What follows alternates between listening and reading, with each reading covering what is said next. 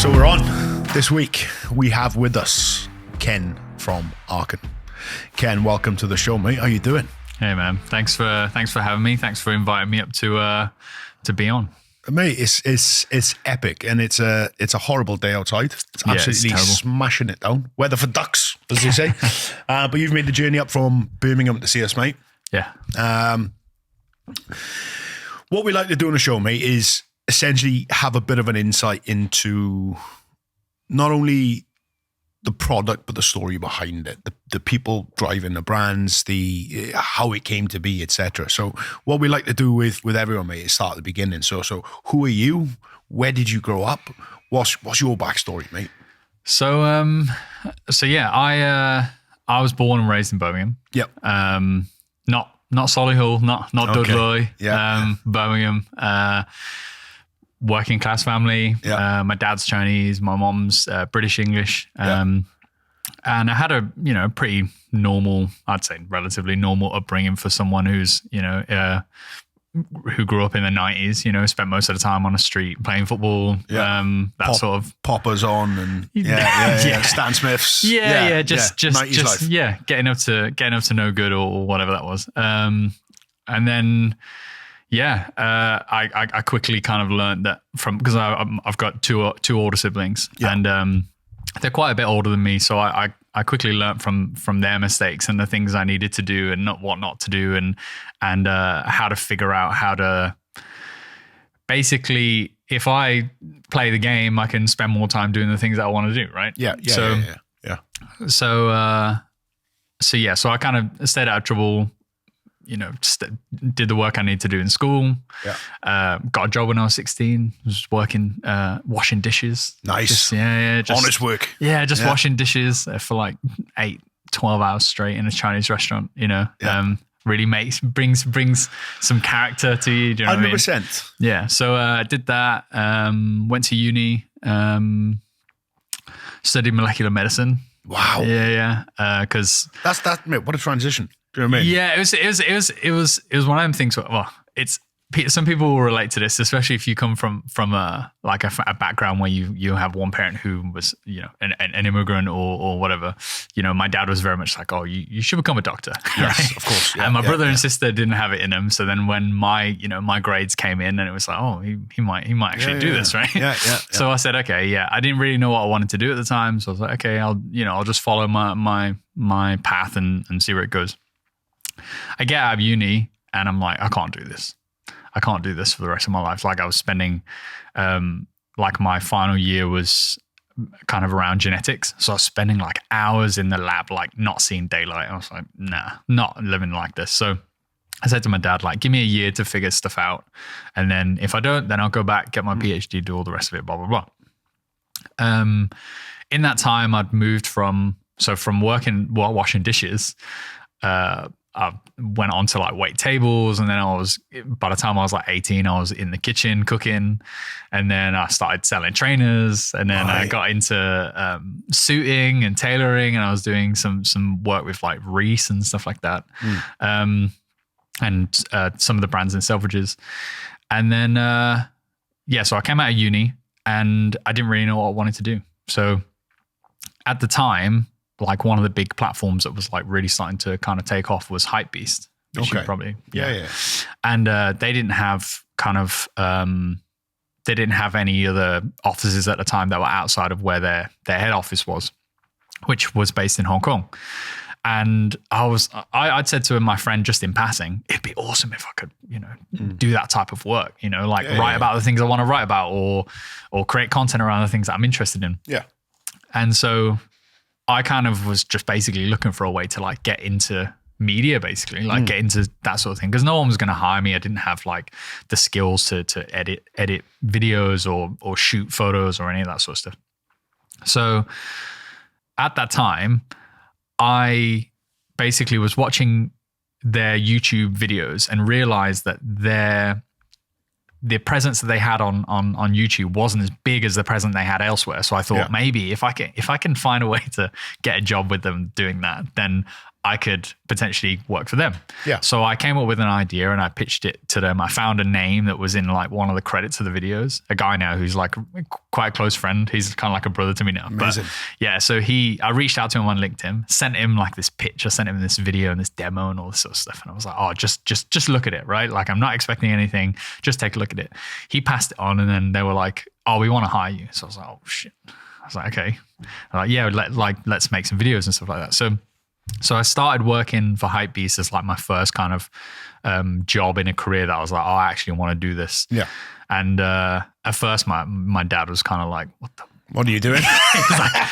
he was like all that money on uni. Yeah, he was like, you went to uni to make videos about trainers? Yeah. Like what the So and this was quite a while ago and like, you know, YouTube was only just starting to become kind of a lucrative or a profitable way to like make a living, right? Like vlogging hadn't really taken off yet because like Casey Neistat hadn't done his disruption, right? So at that time, I was doing some work for them and then I worked for them for a while and then I got picked up by another YouTube channel and then I did some work in the States for them and then I worked for them for about a year or so and then I went freelance and just kind of like was applying all the skills that I had kind of with the camera, the photography, videography, production, both sides of it, just, you know, to do content creation and storytelling and stuff for brands basically. And then COVID happened. And then that's kind of where Arken begins then. Like, okay. Yeah. From then onwards. So you've gone to uni, done molecular medicine. Yeah. And then become a professional storyteller. Working for some massive or brands. Professional bullshit, depending on like which way you look at it, really, isn't it? There's elements, but ultimately that's what it is. So you've then developed your own portfolio of content, clients, etc. So at this point, then you're kind of like just cutting on the world, working for some big brands, putting video and content together, being like a creative director for these companies, and helping them tell their stories the way they want to tell them. Yeah, I was kind of just like a gun for hire, like a creative gun for hire, basically. Wow. Like, because small, depending on the brand or company, like big companies in their native places will hire a big agency, right? Because they can afford to. But say if a big company wants to tap into a new market or new demographic, like in a region of the world that's like they're not sure, they're not always going to pump like a ton of money into an agency that might not even have like an office there, right? So they'd find individuals or small groups and that sort of thing, and that's kind of what I was doing. So I was doing projects in like Southeast Asia, like in Hong Kong, and I did some stuff in the Philippines, and I did some stuff in Singapore, and I was just and at that time, that area was like an incubator for startups. So, and startups were prime because like they've got the right amount of capital to hire just one person, but also like they need a lot of things out of that one person. They need someone who can do more than one thing. And I was offering that at that time. So then it kind of like was just good timing, you know? Yeah, of course. And it was around the time that like co-working was really taking off, right? So I could like rock up to like a WeWork studio and walk through one floor and get like 3 job offers. Do you know what I mean? Because it was just like, it's a perfect time because like everyone's just like in that mode of just trying to get things done. So yes. It was quite fun at the time. So then you operated in that space for how long? How long were you doing that? So I first went to the States when I was like 23. I'm 31 now. Yeah. So I probably was freelancing from the age of 24, 25 till COVID. So I was 28 or something like that. Yeah. So 4 or 5 year run. 5-year run of just that. Bouncing around the world, working with brands. Yeah. Having it off, basically, living a dream. Do you know what I mean? It's one of those jobs where like if you look at it on Instagram, it looks sick. Of course. It looks sick because you're like, oh, I'm going here now and I'm going here now. But then what people don't see is that, you know, you don't always know when your next job's going to come in, or you don't know, you know, there's a lot of uncertainty and you have to kind of organize your own time. And when you're in your 20s, that's not like, it's difficult to do. That's not when you're best at that, right? You know, I've only just got the hang of that now. Yes. You know, and that's mostly credit to my wife more than me. It's one of them. I'm still struggling with that, mate. I'm like a fart in the wind at the best of times, mate. It's just the way I am. I've always been scattergunny and I couldn't imagine doing this stuff in your 20s and happen to be grown up enough to really plow your own field then. I think growing up's a bit of a stretch, man. I was a bit of a wild card. I think it was just like taking where the wind took me, like a fart. But of course, like you said, exactly like you said, right? Like it was one of them things where, if something comes up, it was just my mindset to jump on it, go with it, take the opportunity where it came. And I've kind of always been like that. Like, but you learn a lot from that as well. Oh, 100%. Because you have to be adaptable. You have to like be nimble. You have to constantly change and all that sort of stuff, which is useful now, like as 100%. A business owner. Right? Yeah, 100%. It pays dividends now. Not being alien to that mindset of turning on 6 months and just pivoting. Do you know what I mean? It comes with the territory. So you spend a chunk of your life then telling stories for other brands, and then obviously COVID came in and the pandemic happened, and you were where? You were in the UK at this time, or so when I remember vividly when COVID broke out, right? Okay. So I was in Hong Kong at the time where like the news kind of like went out, right? Yeah, and it was like, because it was like December 2019, but like no one really started to take it seriously until January, right? Of course. And I was coming out of the MTR, I was coming out of the underground train, and everyone was just kind of normal. And I had my McDonald's in my hand, and I went up to the apartment and I ate my McDonald's. By the time I came back downstairs, everyone in the train station and everyone on the train was wearing masks. And I was like, what? What's happened? Yeah, I was like, what's happened? Like the news just broke. And then, so COVID was like starting to become a thing. They were like deciding whether they're going to close borders, airline, all that sort of stuff. So I was like, okay, I need to move to the next place. I'm just going to go to where I next needed to be. Yeah. So I flew to the Philippines. Oh no, I was planning to fly to the Philippines, but then a volcano erupted there, right? Yeah, so there was like low visibility, so like no one could fly, right? And this week, ladies and gentlemen, we bring you the most interesting man in the world. No, it's just it's more like the man of unlimited inconveniences, right? Like it's like a constant inconvenience, and I'm constantly re-navigating like my life. Like that's what it was like, right? So they wasn't allowing flights between Hong Kong and Philippines because of where the wind was blowing, right? Okay, but the ash and stuff. Yeah. So I flew back to the UK, just spent a bit of time, and then flew to the Philippines. And then in the Philippines, that was when lockdown hit, like the first global lockdown, right? Where everyone was just like, no, right? And depending on where you were in the world, the severity of that varied, right? So in the Philippines, it was like no planes, like you're not allowed out of your like confined kind of living area, whether that was like a village or an apartment complex or whatever, right? Yeah. So I was there then. Like that was just like, this is my life now, right? Yeah. And then the gates didn't kind of open up, like travel didn't open up then until November. Okay. October, November time. So you got to the Philippines when? Was February. This February. So you're in the Philippines from February to November. Yeah. Luckily, you're in a situation now where you're working for companies who I assume are paying you well enough to survive comfortably in this, Yeah, like obviously the work dried up straight away. Of course. Because I'd had to be on the ground to like do projects, right? Yeah. But the cost of living in the Philippines is so low that it was okay for me to just kind of like take the months off, right? Of course, yeah. And then it was just more of an inconvenience, like not being able to go anywhere and all that sort of stuff. But for me, like I always look for things to do. Like of course. I don't like to be bored. So whether I'm working on something, tinkering on something, or building something, I'll find something to do. So that was fine for me. I was perfectly okay, like being cooped up in a space, just left to my own devices. So then essentially we've got this creative gun for hire,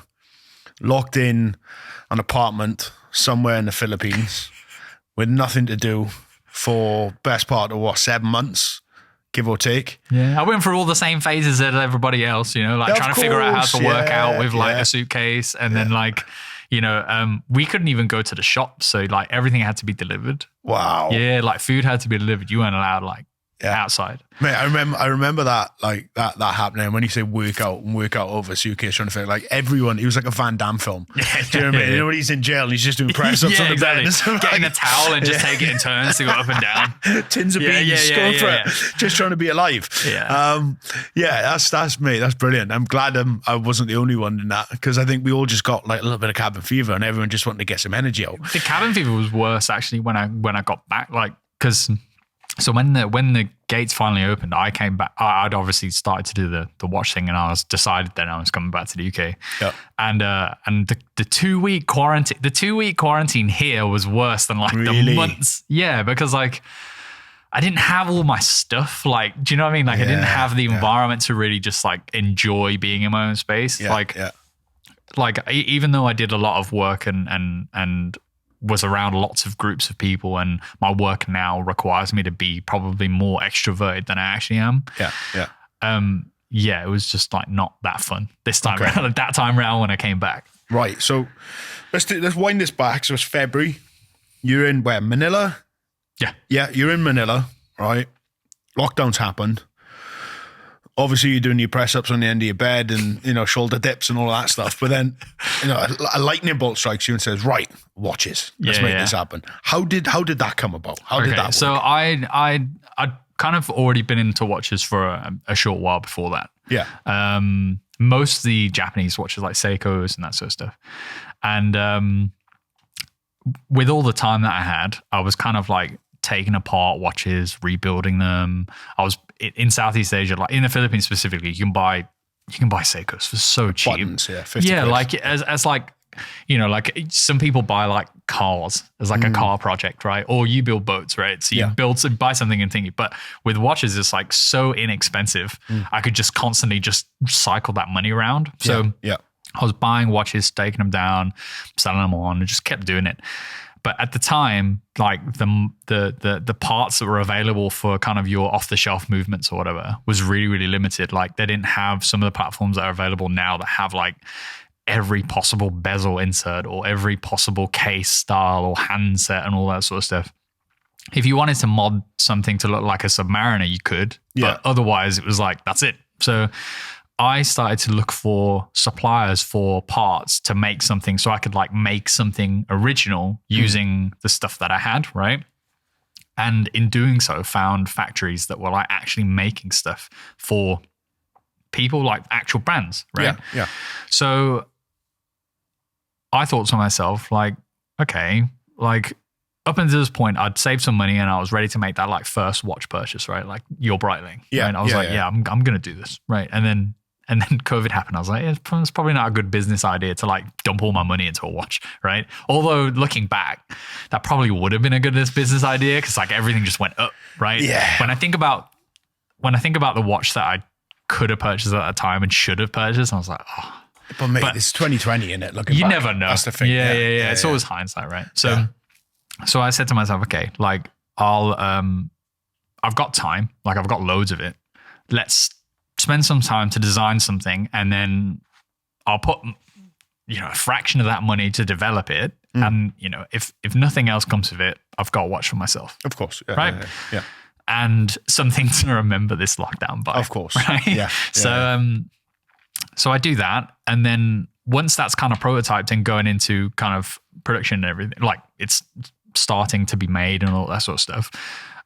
When I get it, I take photos and all that sort of stuff, and I show it to friends and I show it to family and I show it to people kind of in the watch community that at the time were like, everyone was online. It was almost like the golden age of MSN, right? Yeah. You log in and everyone's online. Yeah. And that's what like watch Instagram was like during COVID. Mate, I remember it well. Yeah, it was so good. Well. We had Right? such a community vibe going. It was epic. And then, so I posted the stuff there, and then it just got like, people were like, oh, you should, really make this, right? And I didn't come from a business background. I didn't come from a watch background. I didn't 100% know what I was getting into. So I didn't know the viability of it, and I didn't know whether this was a good move. But, at the end of the day, I probably had to make 300 just to make one. So I was like, okay, I'll do it. Right? Let's roll the dice. Yeah. So as long as I break even, that was fine. Happy days. Right. Yeah. And kind of like as it grew, my then goal was like, as long as I can make enough to do it again. And like, that was the main thing. So yeah, going into the production of the first model, then it was just create something that was my own, like one dial color, because it wasn't really supposed to be anything other than that one watch, and just take it one step at a time, really. And then that's kind of how Arken started. And then Right. when the doors opened, I'd kind of got the responses that I need to say, okay, yeah, like this is a good idea. I moved back to the UK and was Wow, kind so- of like, okay. This happened like you've gone through the design process, you've sourced the factories, you've had the relevant conversations, and you've more or less committed to a run all in this 7-month period in the Philippines. Well, I committed to it probably within a 1-2 month because I didn't start designing it. Yeah, because I didn't. You got some big brass ones, haven't you? Well, you got time in it. You got enough time to convince yourself. Yeah, Do you know what I mean? yeah, like yeah, your self-reflection. It's Yeah, like We have Batman nothing but time, mate. in the Dark Knight, and he's Yeah. just in there, and he's like, yeah, I'm gonna eventually make that jump and Yes. catch that rock. Do you know what I mean? Yeah, yeah. So I said to myself, okay, so I finished designing the first watch in October, and then I moved back in November. Right, okay. Right. So that's why the first reference number for the first watch is 1020. Right. Right. So Okay. Yeah. So that's the significance behind that. So that went into prototyping then. Yeah. And then I moved back in November, registered the business, and then just started doing everything else then. Started building a website, started taking photos, started, reaching out to like press to see who'd be interested, doing the marketing. All the stuff you know how to do from your previous life. All the stuff in I'd had storytelling. experience with, yeah. And or at least knew people that knew better than I did to then ask them and say, okay, like, what's the best method for this, right? Because experience would have, for me, probably would have been best for me to go down Kickstarter. Yeah. But I'd also realized that like Kickstarter kind of had like, there's some things that work very, very well on Kickstarter and then some things that don't, but that a lot of people don't realize that like Kickstarter has a system or an algorithm that you don't necessarily interpret when you first, go onto the platform and look at stuff, right? Kind of like YouTube. Yeah. Like for the longest time, people didn't really understand how the metrics on YouTube worked in terms of converting into monetary value and conversion and the views per month and all the rest of it, right? Kickstarter is kind of the same. Yeah. Like people would hire people to build a platform, to build like the visual page, to build like all the markers, the incentives, where to put the actual value, because the value is never actually the value they need, but they need to hit the target fast enough in order to trick the algorithm to get put on the discover page to snowball. Like there's a whole thing, right? Yeah. So my experience would have been like, I'll go on Kickstarter, but I'd assessed that it wasn't right for what I was trying to do, like to communicate the story that I wanted to communicate. Why? Because so brands like, say, Baltic and Brew, right? Very successful, very good brands, got a huge enthusiast base, and they're doing really, really well. They came out at a time on Kickstarter that was ready for it and that was good for it. Yeah. But to do a watch that was kind of similar in the sense of like not seriousness, but like didn't have a quirk to it, or didn't have like a very, very unique selling point. Like my selling point was that cram as many specs as I can into a watch for the lowest possible price. That's not really Kickstarter-y, right? Yeah, you know what I'm saying? Yeah. And then at the same time, Kickstarter watch, because of the amount of Kickstarter watches that had come out in that like 6-year period, a lot of people got burned. People like put money into a Kickstarter that never came to fruition, or if you spent your money, you couldn't refund that product, or if they cancel the thing, you could lose the money, or like there's a lot of people that had reluctancy towards Kickstarter or watches that came out of Kickstarter. And I was trying to do something like kind of genuine, and I basically wanted to kind of put my skin in the game, same as everybody else. So if I built my own platform to sell it on and basically crowdfund it the same way, everybody knew that like, if this crashes, I go down with everybody else, right? Like my money's in it too. And on top of that, like you can cancel it. Like you can cancel it. You can have it refunded. It works the same way as a business. It's just, I need your support at this start. And then what goes on from there, goes on from there. So if I'm understanding this right, and hopefully I am, you created a platform very similar to Kickstarter that you could build Arken off? I basically built an online store, but I ran it the way that you would run a Kickstarter campaign. Wow. So it was just a store. It was essentially just a store. So a pre-order, basically. A pre-order, basically. Yeah, because that's what Kickstarter is really. But it's approaching the metric the same way you would on Kickstarter, because when you set a goal on Kickstarter, you have like a value that you need to hit, and then you've got all these fulfillment values, and then, you know, there's all these other things costs that go into it. I just did those costs and was like, okay, look, customer, this is how much it's going to cost. I'll figure out the rest. You just have to wait however many months it takes. You'll get your product and everything works the way it is. And how did that work for you? Was that a successful endeavor? Yeah. Like we were funded in, you know, a few minutes. I had everything I needed to do what I wanted to do within a few minutes. So I was quite like, okay. I was like, oh, okay, this is, I'm a watch guy now. I'm actually going to make these things. Yeah. I was kind of like, that was the moment that was then, okay, I'm going to run a watch company then. This podcast is sponsored by zulualphastraps.com. Zulu Alpha Straps make some of the best watch straps in the market, and we do it all here in the UK by hand. As a listener of the Making Time podcast, you can enjoy 15% off on your next order by using the discount code MakingTime15.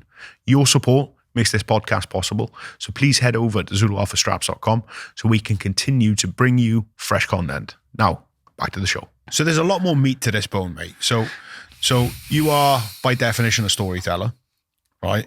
And what you've done is decided that you want to do something. And I'm assuming between the point of, right, this is what I want to make, come and join us for the pre-order, there's a huge portion of storytelling that's happened in between that in order to get the bums in the seats to come and spend the money on the website, and so you can get it funded in a couple of minutes. How long was that period? How long, and how did you do that? Was that Instagram? Was that... Timeline.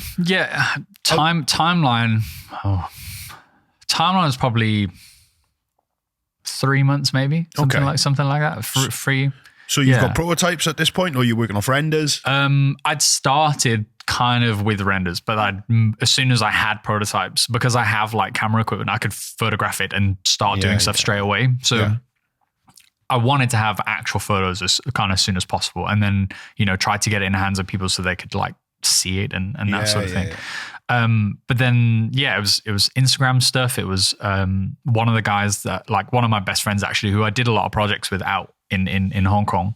He's like a specialist marketer. He did a lot of the kind of the back end stuff of whenever we worked together. If a company called me in to do content, I would say, I need this guy, right? Because like, it was kind of like, he's the fisherman, right? I just make the bait. Like, I make the bait, but you need a fisherman to know how to get it in front of the right people, right? Yeah. So he basically helped me kind of create like a back end system in order to like be able to run ads and target the right people, create a sales funnel, all that sort of stuff, right? Which isn't my specialty. So that stuff was going on. Press obviously is really, really important. Building good relationships with people and communicating the story that, like, my motives for being in kind of the space and why I created watches is not because, like, you know, if you want to make money, there's so many other ways you can do it for a lot less effort. Do you know what I mean? Of course. If I was, then I wouldn't be doing just like one watch with very specific things. Like, this is all I'm making because, like, this is what I want to wear. So that was kind of the process, really. But the main story mark was that, you know, I'd come from a background that wasn't inherently watchmaking, and, you know, I'd mentioned to you before, and is written on the back of every watch that was produced from the first run is I will find a way and make one, right? Because factories didn't want to work with me in the beginning, and to have all the specs that I had, which was what I kind of set out to do. It was like full titanium, 300 meters, fully automatic, this, that, and the other, right? Micro extension clasp that was like a small micro extension clasp for 360 pounds, or which was like 500 US at the time, right? For launch price. And it was like, no one's going to do that. Like, there wasn't that many titanium watches at the time, let alone, like, you know, all the bells, all the whistles. Yeah, exactly. Like, as many things as you can cram into like that price point. So that was like my story. And I was like, I'm going to figure out a way to do this. So that's kind of everything that went on in between, and just getting that story out. And thankfully I've got a lot of kind of good friends in the space now, and people that kind of got behind me, and they kind of, you know, they see what I'm doing, and like, I wouldn't be in the position I'm in now if it wasn't for like, a lot of the journalist guys that write about the products that we make and take the time to like really get interested in the stuff that we're trying to do. So I have a lot of respect for people that are putting out content, like even like yourself, just bringing awareness to brands and the things we're doing and the work we're putting in. There's a lot of work that goes on, mate, behind the scenes. And I think for the 5 years I've been in this game, some of the most fascinating things I've come across is the stuff that you don't really see. And it's the stuff that goes on in the background. And I think that so many of the consumers in the space or the end users, call it what you will, they see the product, they understand the story that's associated with the product, but they don't necessarily see the human element in the background and the stuff that goes on that no one really talks about. So that was the driver for this for me, because it's the most interesting piece I find in the game. But mate, this is fascinating. This really is like, so you've got to a point then where you've decided, right, okay, I want to make a watch with this, and this to operate within this price point to this design. When you go through that, I look at that as like three different factors that have to be considered in the design process. So you have your features and your benefits, you have your pricing, and then you have your physical appearance of the watch, the actual design of it.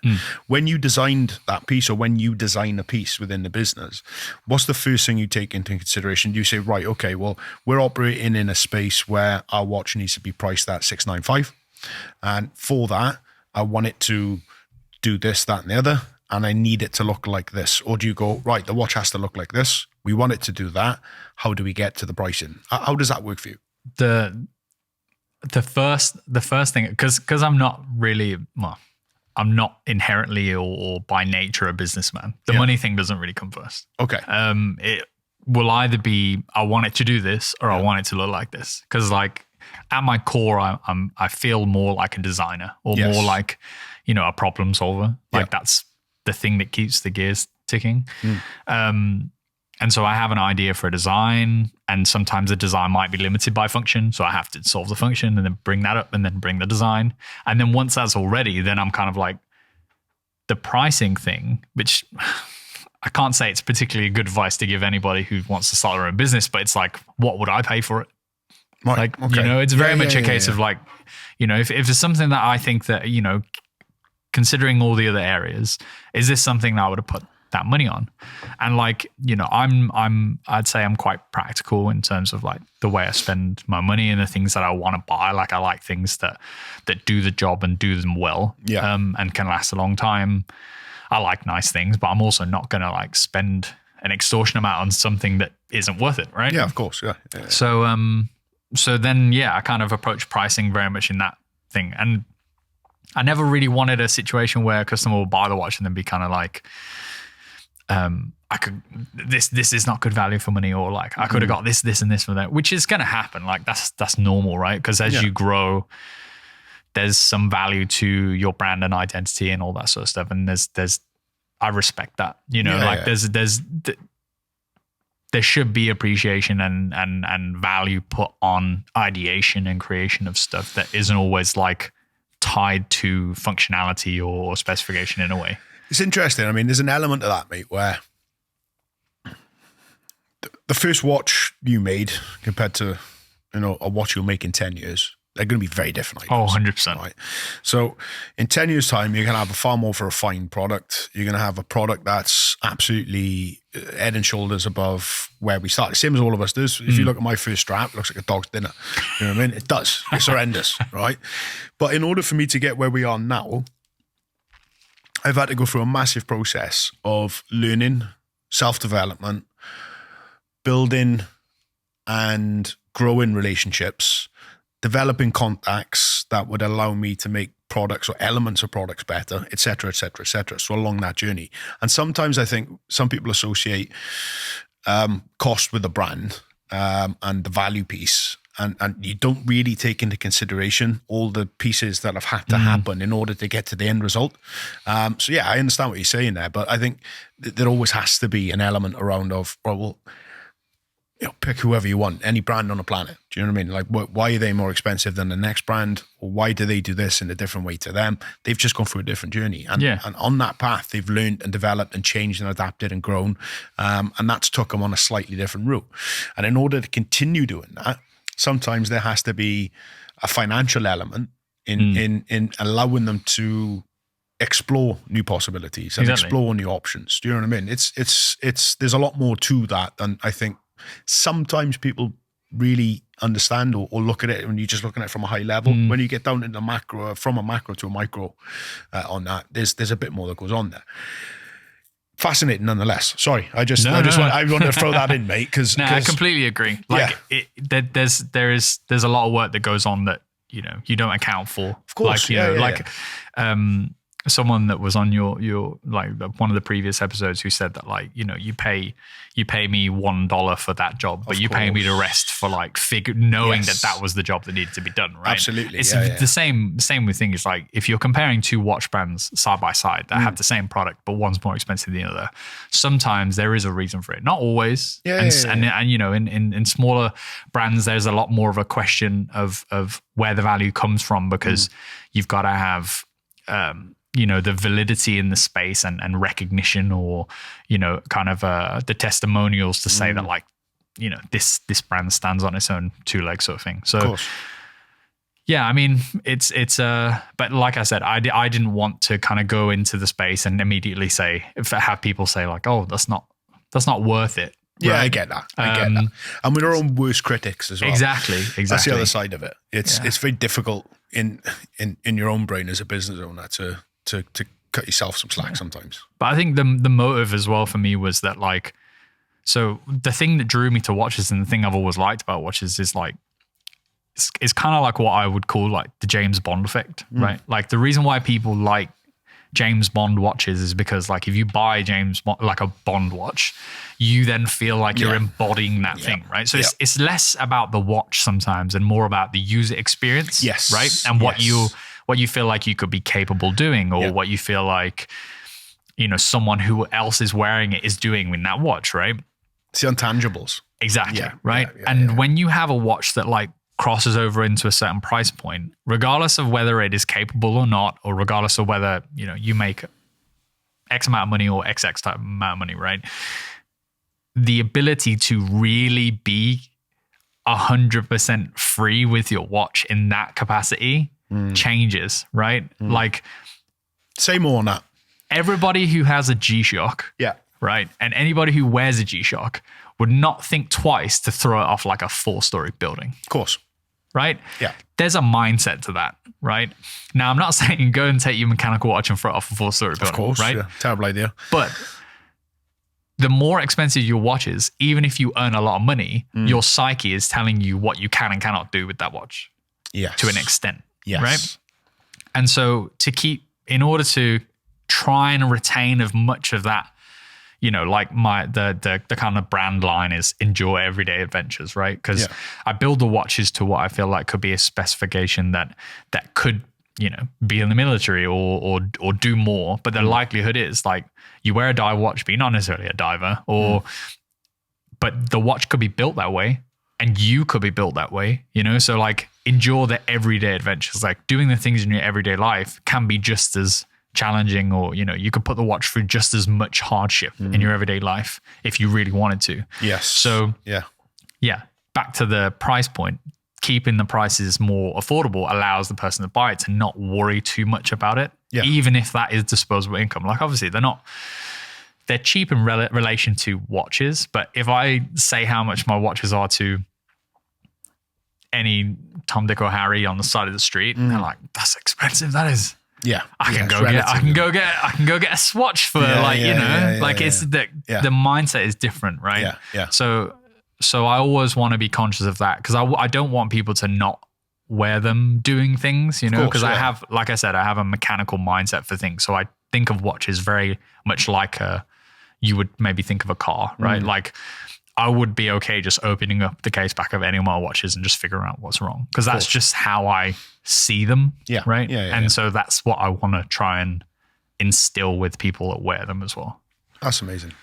It's interesting that you explained it that way. I mean, there's almost a way you can look at it, mate, where you can turn around and say, well, I'm capable of level 5 James Bond stuff, right? Out of 10. Do you know what I mean? Yeah. I kind of want a watch that's capable for level 6 or level 7. Do you know what I mean? So as hard as I can push it, I can try and move out of my own comfort zone. But this thing, I don't need to change it. It's good for me. Do you know Exactly. what I mean? Like overbuilding things. Yeah, absolutely. Yeah. Because it's like, you know, like a lot of people like wearing dive watches because like they're robust, right? Yeah. And water pressure, like 200 meters, 300 meters. There's like a tonnage equivalent of that, which can emit, you know, a value of shock or a value of kind of pressure that's put into it, whether that's a bang or whatever, that sort of thing. Like I wore the first model renovating the house and you know, I've wore it in hot tubs and like, you know, in ice and stuff. It hasn't affected it at all. Like I wouldn't recommend it, but at the end of the day, it is a hard mechanical thing and they can withstand a lot more than sometimes even specifications, you know, will say. Yes. Yeah. And I think for me, I also like to try and embody some of that in my own life, in the sense of like, I'll try and do the best that I can in anything that I put my mind to. And that's what I want the watches to represent in the same kind of way. Like, like I like military inspired stuff. Like I could never do the things that, you know, even yourself has done in the military, and many others that have done that sort of thing. Is get drunk and go around the world. High Fosters. Exactly. Yeah, that was it. That's the extent of my stuff. But at the same time, like, do I look to special force training when I'm trying to get inspiration to go to the gym? Yeah. You know, like absolutely. you look at these places to try and find a way to be the better version of yourself.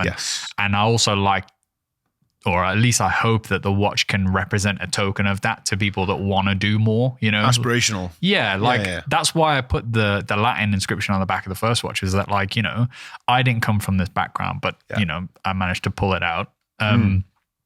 You can do that. And I've had lots of people come up to me since the first watch and say, like, I want to start my own watch brand, which is, you know, it's great. Like more watches is more watches, right? So I always try my best to kind of like point them in the right direction and say, like, you know, these are the things you got to be careful of, or go talk to these people and that sort of thing. Because, like, if you can find fulfillment doing those things, and I've been just a stepping stone in creating that inspiration or giving you the motivation to feel like you can go do it, then why not, right?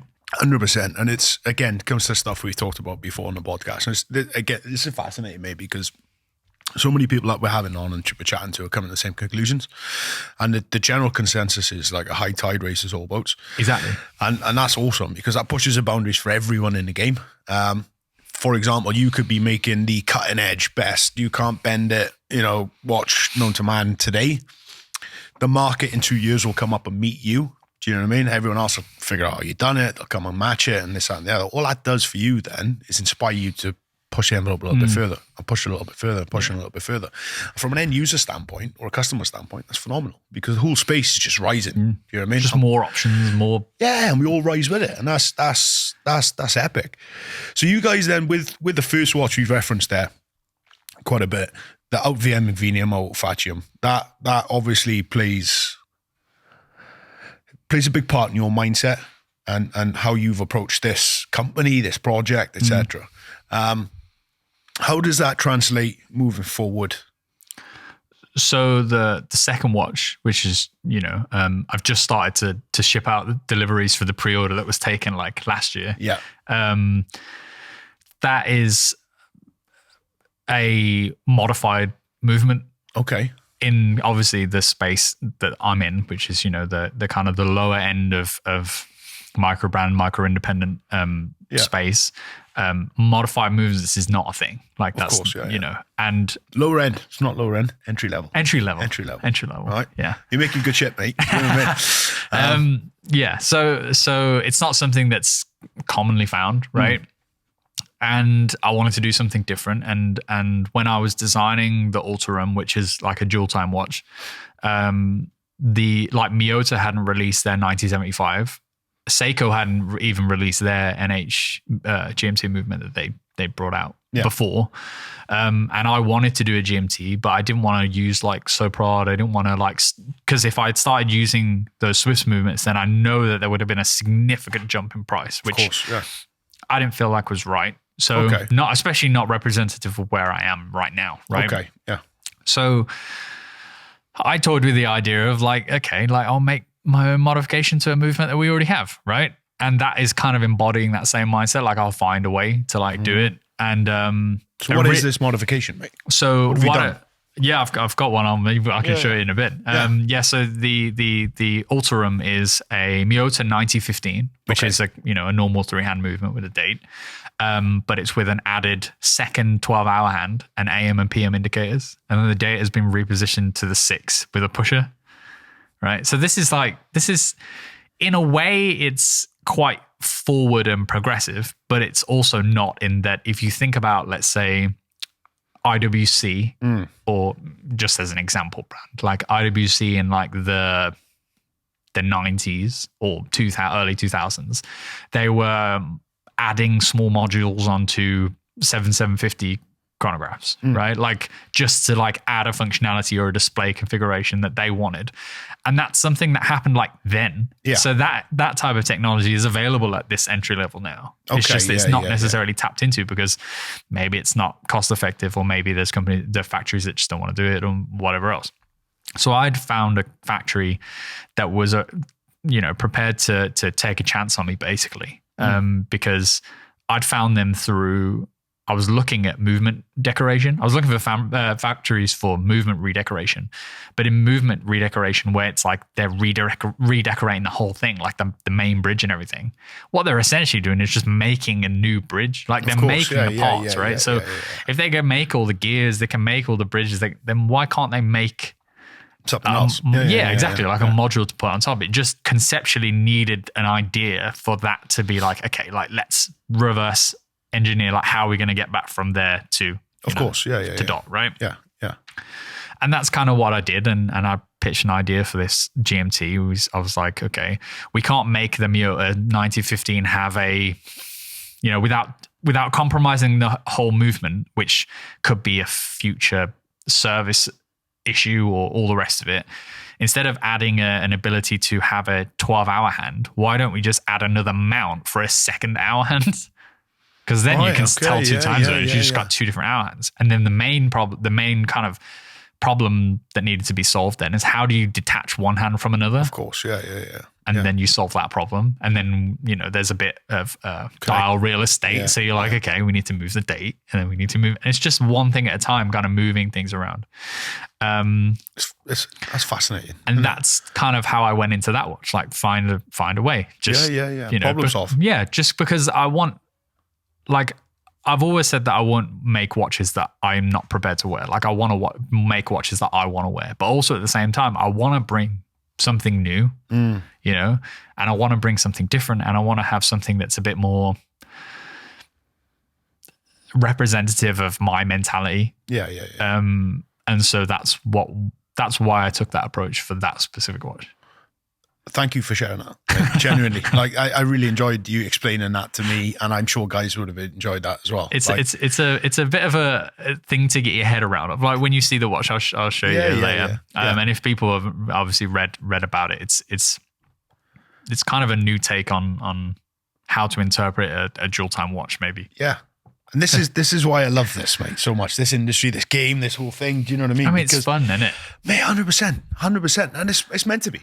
Do you know what I mean? This for a lot of us, mate, and almost everyone really. I mean, even me and you, we came into watches for the escapism. It's a subculture. It's our own thing. Do you know what I mean?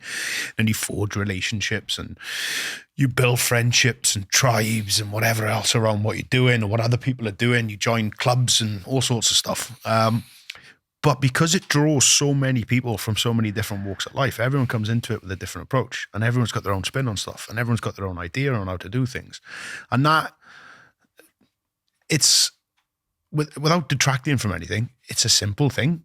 It's concept-wise, exactly. Very, very complicated to get there, but concept is, well, we've got this, we wanted to do that. How do we get there? Can we explore this as an option? Because it also has to be simple for it to be viable. Of course. You know, because like when people hear like modified movement, they're like, oh, like am I going to have issues with it further down the line and blah, blah, blah. But because the movement itself is still the Mio 915, It's just swap it in and out. It's like, it's easy. Yeah, It doesn't strip away all the, you know, all the hard work or all the tried and tested kind of baggage that comes with those movements, you know? So it has to be digestible and that sort of thing, which I'm quite happy that obviously there's a risk there. There's always a risk, but people, generally speaking, like how it looks, how it functions, and they're excited about it. And so far, like the feedback's been really, really good, and people have been enjoying it, and